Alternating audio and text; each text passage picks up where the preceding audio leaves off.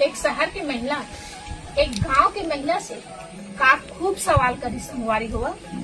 कौन से चक्की की आटा खाथस और उतना स्फूर्ति अपन शरीर में कहाँ से लाथस और का क्रीम लगाथस तो अक्का निखार अपन चेहरा में पाथस।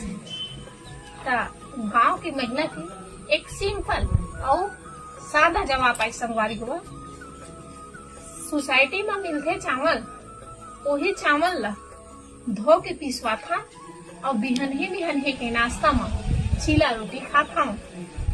7 नहीं बजे पावे खेत में जाके कमाता हूँ, तबे तो अपन शरीर में अक्का स्फूर्ति लाता हूँ।